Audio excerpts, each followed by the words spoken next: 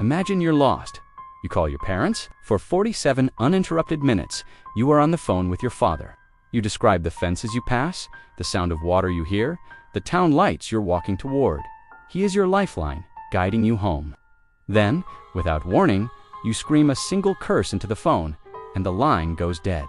This isn't the plot of a horror movie. It's the true story of Brandon Swanson. He wasn't in a remote wilderness. He was on a farm road in Minnesota. He wasn't alone. He was on an open phone line with his family. And yet, in the space of a single heartbeat, he vanished from the face of the earth. The biggest question isn't where he went, but how he could disappear while he was still talking to his rescuers. May 14, 2008. For 19-year-old Brandon Swanson, it was a day of celebration.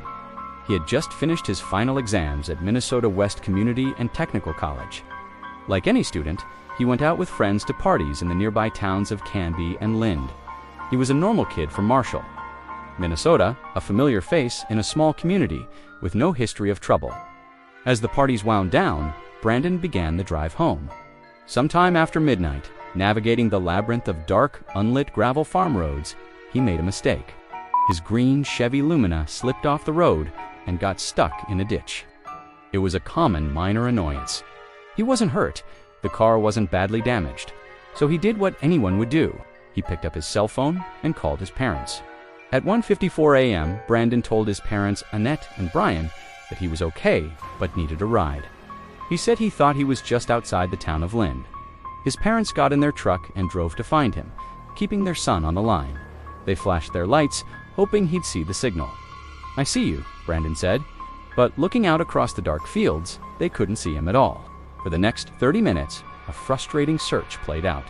Brandon was on the phone, convinced he was near Lind, but his parents couldn't find a trace of him or his car. Growing impatient, Brandon made a decision. He told his parents he could see the lights of Lind and would start walking toward them. "Just meet me at my friend's house in town," he said. He hung up with his mom and stayed on the line with his dad.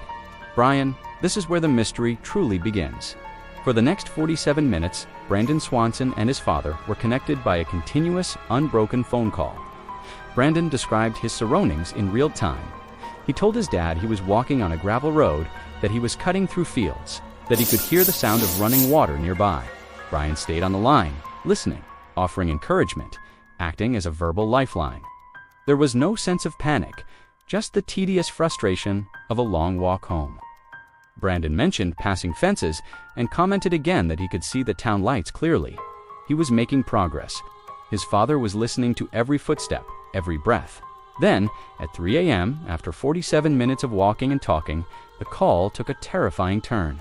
Brandon suddenly shouted, "Oh shit!" into the phone, and then, complete silence. The line went dead. Brian tried calling back immediately. It went straight to voicemail. He and Annette kept trying, hundreds of times through the night. Nothing. The call hadn't been dropped due to a bad signal. It was as if the phone had been instantly switched off or destroyed. When the sun rose, the official search began. At first, police focused their efforts around Lind, where Brandon insisted he was, but they found nothing. The real breakhand, the case's most baffling twist, came from Brandon's cell phone provider. The records showed that the tower that routed his 47-minute call wasn't anywhere near Lind. It was near the town of Taunton, 25 miles away. Brandon had been completely mistaken about his location.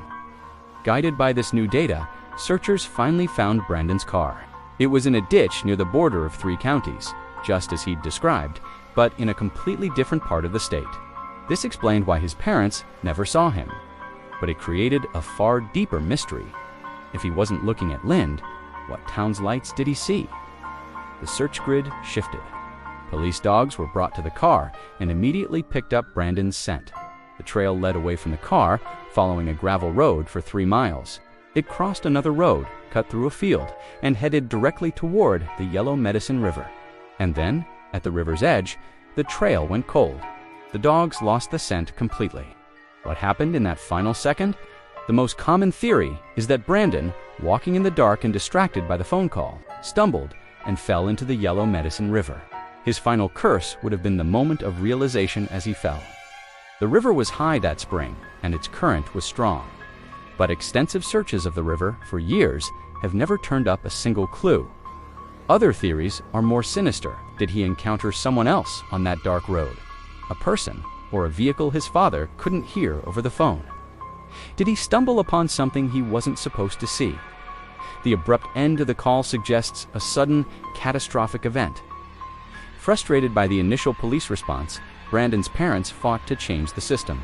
In 2009, Brandon's law was passed in Minnesota, requiring law enforcement to immediately investigate a missing person case without the arbitrary waiting period. His disappearance has left a legacy of change, but no answers. He was on the phone, he could see a destination, he was talking to his family, and yet none of it was enough to save him. The 47-minute call should have been his roadmap home.